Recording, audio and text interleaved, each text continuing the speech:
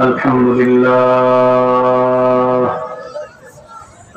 لله وكفى وسلام على عباده الذين اصطفى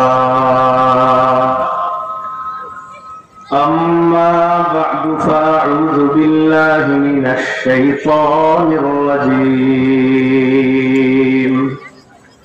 بسم الله الرحمن الرحيم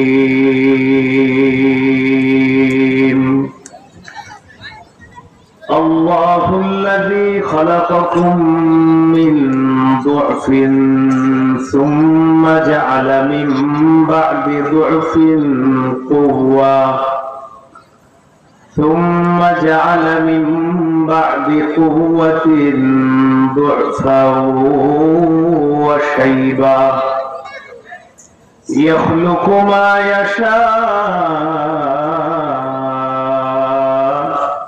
وهو العليم القدير. وقال تعالى فلينظر الإنسان مما خلق من ماء دافق يخرج من بين الصلب والترائب. وقال رسول الله صلى الله عليه وسلم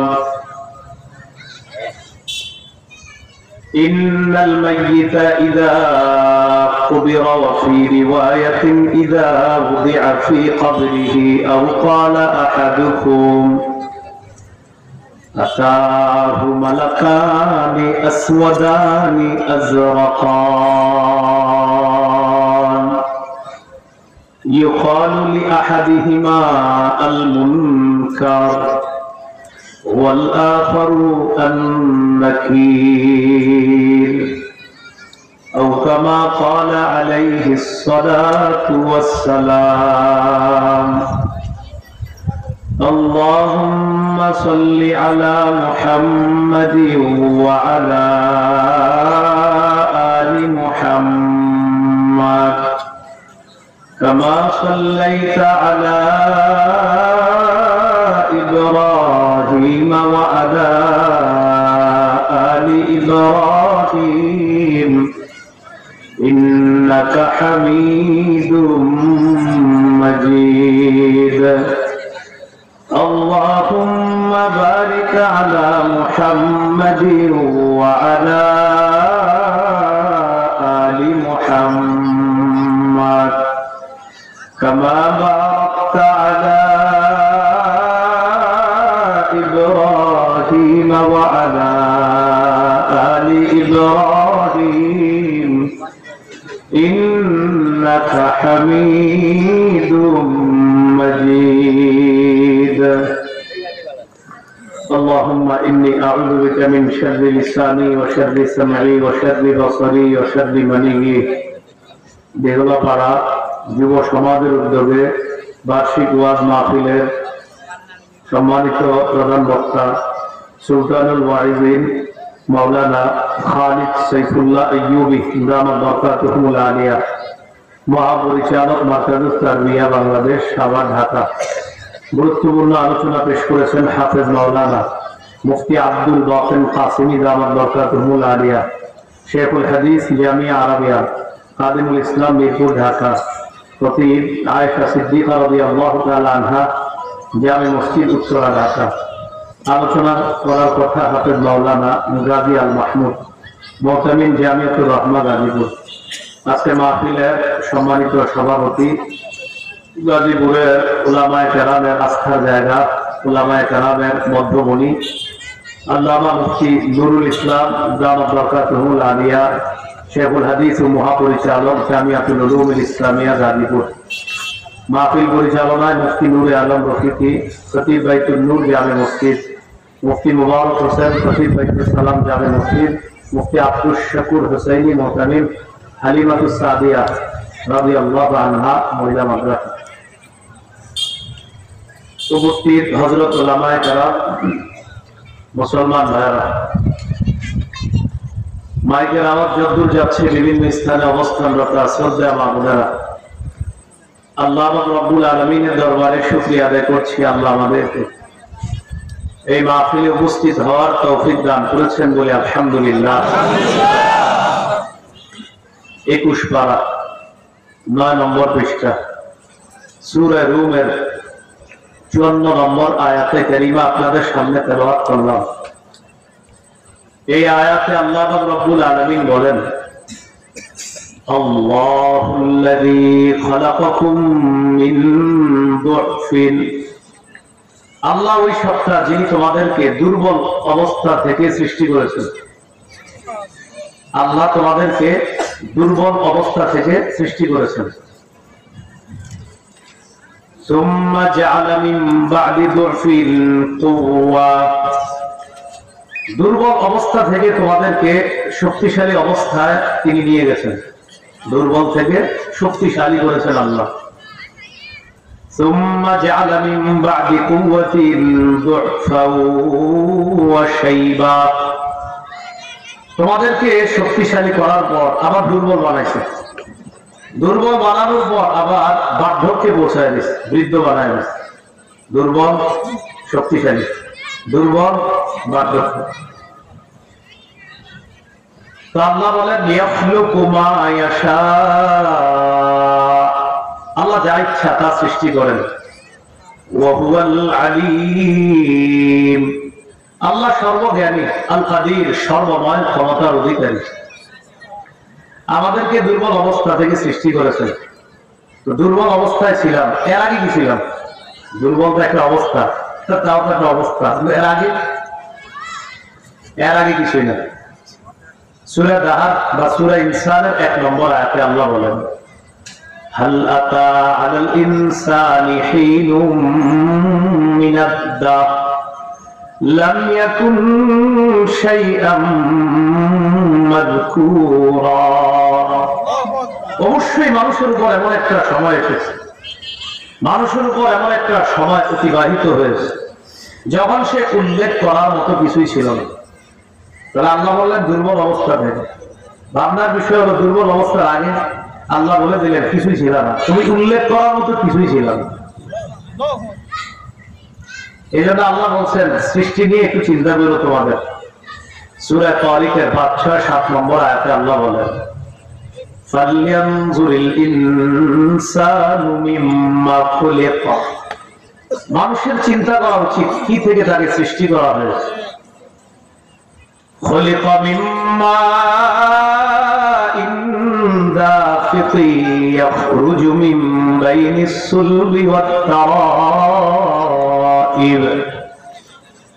খুলিকা তাকে সৃষ্টি করা হয়েছে মিম্মা দাফিক, সবেগে নির্গত, সবেগে স্খলিত পানি থেকে তাকে সৃষ্টি করা হয়েছে। ইয়াখরুজু, যেই পানিটা বের হয়, মিন বাইনিস সুলবি ওয়াত তারাইব, পৃষ্ঠদেশ থেকে এবং পাজর থেকে, পৃষ্ঠদেশ এবং পাজর। এই আয়াতটি চিন্তা করলে দেখা যায় বুকের একটা জায়গায় মানুষের শুক্রবিন্দুর অবস্থান, সেখান থেকে এটা বের হয়। বের হওয়ার পর উভয়টা সংমিশ্রণ করে আল্লাহ পাক রব্বুল আলামিন মায়ের রেহেমের মধ্যে রেখে দিয়ে এরপর আল্লাহ পাক রব্বুল আলামিন সেখান থেকে আস্তে আস্তে তাকে বড় করে। কিভাবে আল্লাহ বড় করে? সূরা হজের 5 নম্বর আয়াতে আল্লাহ বলেন, ইয়া আইয়ুহান নাসু ইন কুনতুম ফি রাইবিন মিনাল বা'থ, এ মানুষ তোমরা যদি পুনরুত্থানের ব্যাপারে সন্দিহান হও, তোমাদেরকে যে আবার পুনরুত্থান করা হবে এই ব্যাপারে যদি তোমরা সন্দিহান হও, فإنا خلقناكم من تراب, মাটির পেটে গেছে এই জন্য তোমাদের সন্দেহ লাগে যে মাটির নিচে গেলে আবার পুনরুত্থান কিভাবে সম্ভব। আল্লাহ কয়তো বানাইছি তো মাটি দিয়ে, তোমার সন্দেহ মাটির নিচে গেলে পুনরুত্থান কিভাবে। আল্লাহ কয়তো বানাইলেন তো মাটি দিয়ে, মাটি দিয়ে যদি তোমার অনস্তিত্ব থেকে অস্তিত্ব দান করতে পারি তো মাটি থেকে আবার পুনরুত্থান করা আমি আল্লাহর কাছে কোনো ব্যাপার না।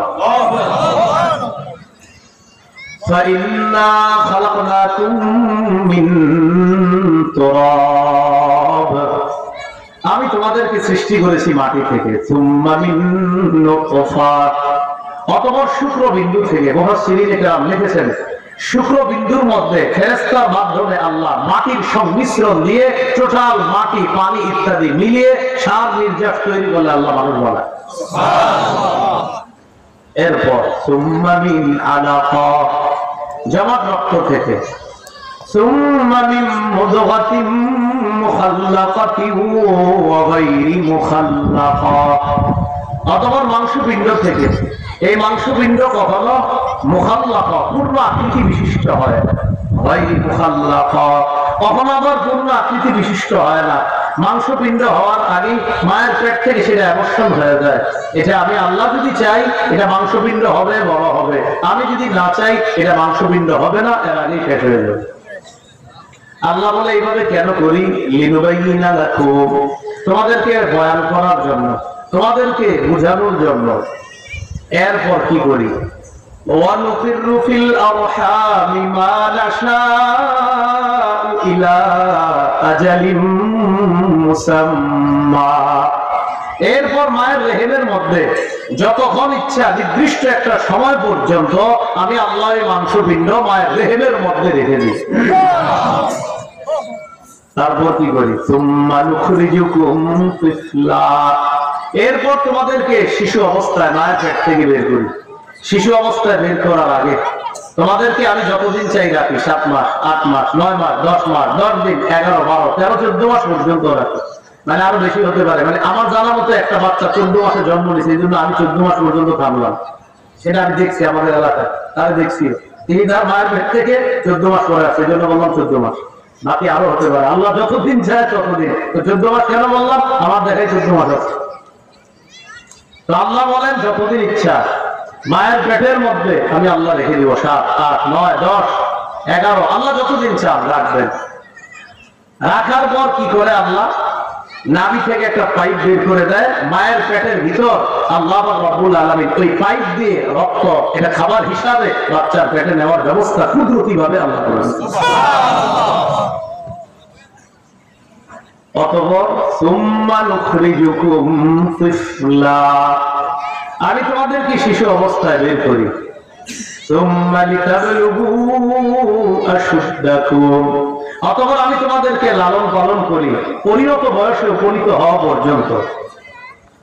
ওয়া মিনকুম মান ইউতাওয়াফা ওয়া মিনকুম মান ইউরাদ্দু ইলা আরযালিল উমুর, কেউ কেউ এমন হয় যাদের পরিণত বয়সে পৌঁছার আগে মৃত্যু হয়ে যায়।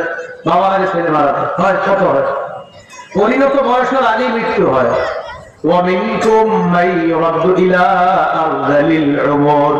কাউকে কাউকে চরম বার্ধক্যে উপনীত করা হয়, আপনার চূড়ান্ত বার্ধক্যে পৌঁছে দেওয়া হয়। কত মানুষ 98, 100, 110, 20 বছর বা কাউকে আল্লাহ পরিণত বয়সের আগেই আল্লাহ রাব্বুল আলামিন নিয়ে যায়, আবার কাউকে চূড়ান্ত বার্ধক্যে পৌঁছিয়ে দেয়। আল্লাহ বলেন এটা আমার ইচ্ছা, আমি যতদিন চাইবো ততদিন বাঁচবে, আমি যতক্ষণ চাবো ততক্ষণ বাঁচবে। আমার হুকুম নাই সে বাঁচবে না, হুকুম আছে সে বাঁচবে। বাস। কিভাবে বের করে? শিশু অবস্থায়। শিশু অবস্থায় যখন আসছি তখন কেমন ছিলাম? 14 বার সূরা নাহল 78 নম্বর আয়াতে আল্লাহ বলেন والله أخرجكم من بطون أمهاتكم لا تعلمون شيئا وجعل لكم السمع والأبصار والأفئدة لعلكم تشكرون। আল্লাহ তোমাদেরকে তোমাদের মায়ের পেট থেকে বের করেছেন, অতঃপর তোমাদেরকে শ্রবণ শক্তি দিয়েছেন, তোমাদেরকে দৃষ্টি শক্তি দিয়েছেন, তোমাদেরকে অন্তর দিয়েছেন। লাআল্লাকুম তাশকুরুন, যাতে তোমরা শুকরিয়া আদায় করতে পারো। আল্লাহ আমরে দেখেন এই জায়গায় আছে, শ্রবণ শক্তি দিয়েছে, শুনতেছেন, দৃষ্টি শক্তি দিয়েছে, আমারে দেখতেছেন। একটু পরে আমাদের দেশের বুজুর্গ আলেম ওলামায়ে কেরাম আলোচনা করবে, তাদেরকে দেখতে পারবেন। আল্লাহ এই যে সুযোগ করে দিলাম, কেন? লাআল্লাকুম তাশকুরুন, যেন শুকরিয়া আদায় করতে পারো। দিল থেকে বলেন আলহামদুলিল্লাহ। এই শুকরিয়া আদায় করার ব্যবস্থা করে দিয়েছে কে? এই মুখ দিয়ে বলার ব্যবস্থা কে করেছেন? আল্লাহ করেছেন। এটা গেল আপনার আমাদের শিশু অবস্থায় আল্লাহ আমাদেরকে মায়ের পেট থেকে বের করেছে। আমাদেরকে সুষম ঘটন কিভাবে করছে? আমার নাকটা যেখানে সেখানে দিয়েছে, কানটা যেখানে সেখানে, চোখটা যেখানে সেখানে আল্লাহ দিয়েছেন। গজব হিসাবে মাঝে মাঝে আল্লাহ একটু অন্যরকম দেখায়, তখন আমরা বলি আল্লাহ মাফ করেন, মাফ করেন, ঠিক আছে, এরকম বলি আল্লাহ আমার বাঁচান। কেন? যে একটা মানুষ একটু অন্যভাবে হইলে আমরা বলি আল্লাহ আলহামদুলিল্লাহ আপনি আমার কত ভালো রাখছেন। এটা আল্লাহ আসলে দুই একজনকে এমন করে অন্যদেরকে শিখায়, তোমার কত ভালো রাখলাম, তুমি কয়বার আমার শুকরিয়া আদায় করো। সূরা ইনফিতারের মধ্যে আল্লাহ রাব্বুল আলামিন বলেন, ইয়া আইয়ুহাল ইনসানু মা গররাকা বিরাব্বিকাল কারীমিল্লাযী খালাকাকা আল্লাযী খালাকাকা ফাসাওয়াকা ফাআদালাক ফি আইয়ি সূরাতিন মা শাআ।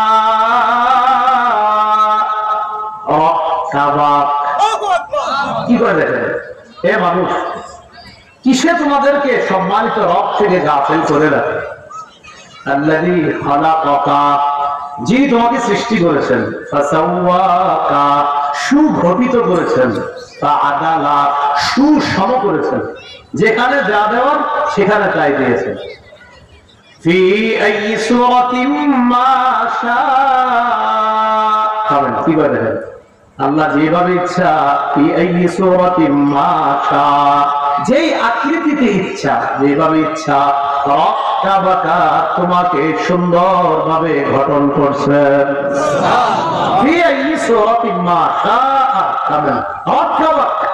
আল্লাহ যে আকৃতিতে ইচ্ছা তোমাকে গঠন করেছেন, কাউকে সাদা, কাউকে কালা, আল্লাহ আমার ইচ্ছা আমি তোমাকে এইভাবে বানিয়েছি। কেন? যেন তুমি সৃষ্টির বিভিন্ন রূপ দেখা আমি আল্লাহর কুদরত, আমার ক্ষমতা স্বীকার করে শুকরিয়া আদায় করতে। তাহলে আগের কথা আসেন, দুর্বল ছিলাম, সেখান থেকে শক্তিশালী বানাইছে, মাঠে বসে রয়েছেন শক্তি দিয়ে। এক সময় দুর্বল বানায় দিলে যদি আল্লাহ আরো বাঁচান, এক সময় বার্ধক্যে পৌঁছে যাবেন, মন চাইলেও আপনি মাহফিলে আসতে পারবেন না। একটা সময় মন চাইবে চাই, পারবেন না, শরীর দিবে না। তো ভাবনার বিষয় হলো দুর্বলের আগে কি ছিলাম? আল্লাহ কিছুই ছিলাম না, আল্লাহ বলে কিছুই ছিলাম না। তো এই যে কথাগুলো বললাম, তো আল্লাহ আমারে আপনারা এইভাবে বানাইলেন। প্রশ্ন হলো আমাদেরকে আল্লাহ রব্বুল আলামিন কেন বানাইলেন? মূল কথা, কেন বানাইলেন? এটা অন্য স্বীকার করলাম, আরে আমি কিছু ছিলাম না। তো ঠিক আছে, কি ছিলেন? আমি কিছুই ছিলাম না, তারপর দুর্বল ছিলাম, তারপর আল্লাহ শক্তিশালী বানাইছে, তারপর আবার দুর্বল, তারপর আবার শক্তিশালী, তারপর শক্তির পরে দুর্বল, দুর্বলের পরে বৃদ্ধ করে দেব। তো ঠিক আছে, করছেন কি সেটা করো। আপনারা যে বানাইছে কি করছেন? ও আচ্ছা, আমার বানানোর লক্ষ্য উদ্দেশ্য আছে না? আপনারা কি ভাবা বানাইছেন? সূরা জারিয়াতের 56 নম্বর আয়াতে আল্লাহ বলেন যে তোমরা কেন বানাইছে? ওয়ামা খালাকতুল জিন্না ওয়াল ইনসা ইল্লা লিয়াবুদুন। আমি মানুষ, আমি জিন ইনসানকে সৃষ্টি করেছি আমার ইবাদত করার জন্য। তাহলে আমাদেরকে সৃষ্টি করলেন কেন? তখন তো আমরা অনেক ওয়াজ করলাম যে আমরা আহারে দুর্বল ছিলাম, কিছু ছিলাম না, আল্লাহ সব প্রশংসা আপনার। আল্লাহ সব ঠিক বানাইছি কেন সেটা জানেনি? বদর বস্তু আজকে তাই না, বানাইছি তো বদর পড়ার লাগে, বললাম না মাহফিলে তো মনে করেন তোমরা ওয়াজ শুনলাম, ঠিক আছে, বানাইছি কেন এটা জানো? আজকে 75 বছর তাই না, বানাইছি তো এই জন্যই। ও আচ্ছা, এই জন্য বানাইছেন, তো পরিণয় করতো। ওয়ামা খালাকতুল জিন্না ওয়াল ইনসা ইল্লা লিয়াবুদুন। আমি জিন ইনসানকে বানাইছি আমার ইবাদত করার জন্য। এবার প্রশ্ন, কেমন ইবাদত? সূরা মুলকের 2 নম্বর আয়াতে আল্লাহ বলে দিয়েছে ইবাদতটা কেমন হবে। আল্লাযী খালাকাল মাউতা ওয়াল হায়াতা লিয়াবলুয়াকুম আইয়ুকুম আহসানু আমালা। যিনি মৃত্যু বানিয়েছেন, যিনি জীবন বানিয়েছেন তোমাদেরকে পরীক্ষা করার জন্য, তোমাদের মধ্যে কে উত্তম ইবাদত করে, উত্তম আমল করে, এই পরীক্ষা করার জন্য আল্লাহ জীবন মৃত্যু সৃষ্টি করেছে। তাহলে প্রথম কথা বানাইছে কেন? ইবাদতের জন্য। কেমন ইবাদত? উত্তম ইবাদত। এবার কথা, উত্তম ইবাদত করলে কি লাভ? 15 পারা 16 পৃষ্ঠার শুরুতে সূরা কাহফ 30 নম্বর আয়াতে আল্লাহ বলেন, ইন্নাল্লাযীনা আমানু ওয়া আমিলুস সালিহাত ইন্না লা নুযীউ আজরা মান আহসানা আমালা। যারা ঈমান আনে এক কাজ করে, আমি আল্লাহ ওয়াদা করলাম না নুযীউ, আমি নষ্ট করব না, আজরা মান, ওই ব্যক্তির প্রতিদান, আহসানা আমালা, যে উত্তম আমল করেছে, আমি আল্লাহ ওয়াদা করলাম উত্তম আমলকারীর প্রতিদান, তার ইবাদতের প্রতিদান আমি আল্লাহ নষ্ট করব না। তো আসেন, কেন? ইবাদতের জন্য। কেমন ইবাদত? উত্তম ইবাদত। কি লাভ? আল্লাহ নষ্ট করবেন ইবাদত।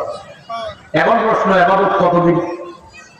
সূরা হিজরের 99 নম্বর আয়াত, 14 পারা 6 নম্বর পৃষ্ঠা, একদম সূরা ইব্রাহিমের আগের আয়াতটা, মানে শেষ আয়াত, হিজরের একদম শেষ আয়াত। আল্লাহ বলেন ওয়া'বুদ রাব্বাকা হাত্তা ইয়াতিয়াকাল ইয়াকিন। তুমি তোমার রবের ইবাদত করো মরণ আসা পর্যন্ত, মৃত্যু আসা পর্যন্ত তুমি তোমার রবের ইবাদত করো। প্রশ্ন, আল্লাহ মৃত্যু কবে হবে? আল্লাহ জানিয়ে দেয়, আমি ছাড়া কেউ জানে না কবে হবে। বলেন মৃত্যু কবে হবে কে জানে? সূরা লোকমান 34 নম্বর আয়াত, আল্লাহ বলেন ইন্নাল্লাহা ইনদাহু ইলমুস সাআহ ওয়া ইউনাজ্জিলুল গায়স ওয়া ইয়া'লামু মা ফিল আরহাম ওয়া মা তাদরি নাফসুম মাযা তাকসিবু গাদা وما تدري نفس بأي أرض تموت। পাঁচটা বিষয় আল্লাহ ছাড়া কেউ জানে না। ইন্নাল্লাহা ইনদাহু ইলমুস সাআহ, কিয়ামত কবে হবে, কিয়ামতের জ্ঞান আল্লাহর কাছে আছে, আল্লাহ ছাড়া কেউ জানে না। 2 নাম্বার ওয়ানাজিলুল গায়স, বৃষ্টি কবে কি পরিমাণ হবে আল্লাহ ছাড়া কেউ জানে না। আমরা যদিও বৃষ্টি দোয়া করতেছি, আমি কি দোয়া করি জানেন? আমি তো আল্লাহ দেশটা ঠান্ডা বানায় দেন, আমি বলি না বৃষ্টি দেন। ঠিক আছে, বৃষ্টিও ঠিক আছে দরকার, কিন্তু আমি বলি ঠান্ডা বানান। কেন? কৃষক আছে অনেকে যাদের এখন বৃষ্টি দরকার নেই, এটা জানেনি? অনেকে কৃষকের ধান গাছ এই বেচারা পায় না, যে বৃষ্টি না আছে ঠান্ডা হোক দেশ। এই জন্য আমরা এটা বলি, আল্লাহ আমাদের দেশটা শান্তিদায়ক ঠান্ডা বানান। আরে আল্লাহ বৃষ্টি ছাড়া ঠান্ডা বানাইতে পারে, দেখবেন অনেক সময় 5 মিনিট বাতাসে পুরো দেশ ঠান্ডা হবে। আমাদের রব সব পারেন, আমাদের রব বৃষ্টি দিয়েও ঠান্ডা করতে পারেন, বৃষ্টি ছাড়াও ঠান্ডা করতে পারেন, কারণ তিনি রব, তিনি সব পারেন। এক নাম্বার কিয়ামতের জ্ঞান আল্লাহর কাছে। 2 নাম্বার ওয়ানাজিলুল গায়স, বৃষ্টি দিবেন, নাজিল করবেন, এটা আল্লাহ নাজিল করবেন, কখন কি পরিমাণ, কোন জমিনে কতটুকু দরকার আল্লাহ জানেন।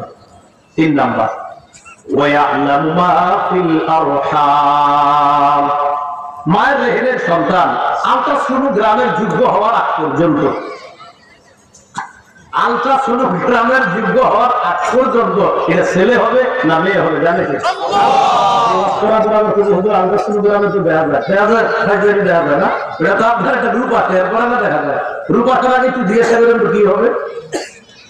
তাহলে বলেন কি বললাম? আল্ট্রাসোনোগ্রামে এটা তখন বোঝা যায় রূপ আসার পরে, রূপ আসার আগে এটা ছেলে হবে না মেয়ে হবে, এটার ভাগ্য কি হবে, এটা কবে মরবে, কতদিন বাঁচবে, এটা রিজিক কি হবে, চাকরি বাকরি কি হবে, টোটাল বিষয়টা মায়ের রেহেমে যখন আছে শিশুটা তখনও জানে কে? আল্লাহ। এটা আল্লাহ জানে। আর সৃষ্টি, আসমান জমিন সৃষ্টির 50,000 বছর আগে তো আল্লাহ লিখেছেন। আবু দাউদ শরীফের বর্ণনা 4700 নম্বর হাদিস। উবাদা ইবনে সামিত রাদিয়াল্লাহু তাআলা তার ছেলেকে বলে, সন্তানদের ডাকবে, ইয়া বুনাইয়া, ও সন্তান, ইন্নাকা, নিশ্চয়ই তুমি, লাম তাজিদা, নিশ্চয়ই তুমি পাবে না, তা'মা হাকিকাতিল ঈমান, হাত্তা তা'লামা আন্না মা আসাবাকা লাম ইউখতিআকা ওয়া মা আখতাআকা লাম ইউসিবাকা। উবাদা ইবনে সামিত বলেন, ও প্রিয় সন্তান, তুমি কিছুতেই ঈমানের প্রকৃত স্বাদ গ্রহণ করতে পারবে না যতক্ষণ এই বিশ্বাস তোমার না হবে তোমার জীবনে যা ঘটেছে সেটা না ঘটার ছিল না, এটা তোমার বিশ্বাস করতে হবে। আমার জীবনে যা ঘটছে এটা আসলে ঘটার ছিল, যা ঘটে নাই সেটা ঘটার ছিল না, এটা ইকিন করা। তোমার জীবনে যা ঘটেছে এটা ঘটার ছিল, যা ঘটে নাই সেটা ঘটার ছিল না, এই ইকিন যতদিন না করবা ততদিন তুমি ঈমানের প্রকৃত স্বাদ কিছুতেই গ্রহণ করতে পারবে না। এটা নবীজি সাহাবী তার ছেলেকে বলতেছে। আবু দাউদের 4700 নম্বর হাদিসের বর্ণনা। আর আপনার মুসলিম শরীফের বর্ণনা আব্দুল্লাহ ইবনে আমর ইবনে আল-আস থেকে বর্ণনা, রাসূলুল্লাহ সাল্লাল্লাহু আলাইহি ওয়াসাল্লাম বলেন, ইন্নাল্লাহা কাতাবা মাকাদিরাল খালাইক ক্বাবলা আন ইয়াখলুকাস সামাওয়াতি ওয়াল আরদি বি50 আলফা সানা। আসমান জমিন সৃষ্টির 50,000 বছর আগে আল্লাহ সব সৃষ্টির ভাগ্য লিপিবদ্ধ করেছেন। তাহলে বৃষ্টি কোথায়, কি পরিমাণ, কোন জমিনে হবে, মায়ের পেটের সন্তান ছেলে না মেয়ে হবে, কতদিন বাঁচবে, তার রিজিক কে হবে, এটা কে জানে? আল্লাহ। এগুলো 3 নাম্বার। 4 ওয়ামা তাদরি নাফসুম মাযা তাকসিবু গাদা। কোন মানুষ জানে না সে আগামীকাল কি উপার্জন করবে। আপনার নিয়ত হলো আগামীকাল এই কাজটা করলে আমি হয়তো 2-2,500 টাকা লাভ করবো। হতে পারে আগামীকাল আল্লাহ আপনাকে এমন কিছু কৌশল শিখিয়ে দিবে 20,000 লাভ হবে, আপনি জানেন না এরকম হবে। 5 নাম্বার ওয়ামা তাদরি নাফসুম বিআইয়ি আরদিন তামুত। কোন মানুষ জানে না কোথায় কোন জমিনে কখন মৃত্যুবরণ করবে, এটা কোনো মানুষ জানে না। এই খবর একমাত্র কার? আল্লাহ। তাহলে প্রশ্ন, আমি কবে মরবো কে জানে? আল্লাহ। আল্লাহ জানে। আমি কবে মরবো এটা কে জানে? আল্লাহ। সূরা আলী ইমরানের 145 নম্বর আয়াতে আল্লাহ বলেন, ওয়ামা কানা লিনাফসিন আন তামুতা ইল্লা বিইজনিল্লাহি কিতাবাম মুআজ্জালা। কোন মানুষ মরবে না আল্লাহর হুকুম ছাড়া। কোন মানুষের জন্য এটা উচিত না যে সে মারা যাবে আল্লাহর হুকুম ছাড়া। তার একটা নির্ধারিত সময় আছে, সে কখন মারা যাবে, হুকুমটা কার? আল্লাহ। এই হলো আমরা মারা যাবো। তাহলে একটু বলেন তো আমগরে কেন বানাইছে? কেমন ইবাদত? মাবুদ না মাতাল আপনাদের পারবেন আলেম অন্যদেরকে বলতেছেন না। কি ইবাদতের জন্য? উত্তম। উত্তম ইবাদত কি করবে না আল্লাহ? নষ্ট করবে না। উত্তম ইবাদত কতদিন করব? মরণ পর্যন্ত। কবে মরব? কবে মারা যাবে এটা কে জানে? এবার কথা হলো প্রত্যেক নফস মৃত্যুর স্বাদ গ্রহণ করবে, এটা কোনো সন্দেহ নেই। সূরা আল-কাবুতের 57 নম্বর আয়াতে আল্লাহ বলেন, কুল্লু নাফসিন যায়িকাতুল মাউত। প্রত্যেকটা নফস মৃত্যুর স্বাদ গ্রহণ করবে, এতে কোনো সন্দেহ নেই। সূরা ইসরার 78 নম্বর আয়াতে আল্লাহ বলেন, আইনামা তাকুনু ইউদরিকুমুল মাউত। তোমরা যেখানেই থাকো মৃত্যু তোমাদেরকে পাকড়াও করবে, এতে কোনো সন্দেহ নেই। সূরা আহজাবের 16 নম্বর আয়াতে আল্লাহ বলেন, قل لن ينفعكم الفرار إن فررتم من الموت। নবী আপনি বলেন মৃত্যু থেকে যতই পালিয়ে বেড়াও, এই পালানো তোমার কিছুতেই কখনো কোনো কাজে আসবে না। সূরা আরাফের 34 নম্বর আয়াতে আল্লাহ বলেন, ওয়ালিকুল্লি উম্মাতিন আজাল ইযা জাআ আজালুহুম ফালা ইস্তাখিরুনা সাআ ওয়ালা ইস্তাকদিমুন। প্রত্যেকটা মানুষের মৃত্যুর সময় নির্ধারণ করা। সূরা ইউনূসের 49 নম্বর আয়াতে আছে লিকুল্লি উম্মাতিন আজাল, আর আরাফের 34 নম্বর আয়াতে আছে ওয়ালিকুল্লি উম্মাতিন আজাল। প্রত্যেকটা মানুষের মৃত্যুর সময় নির্ধারণ করা।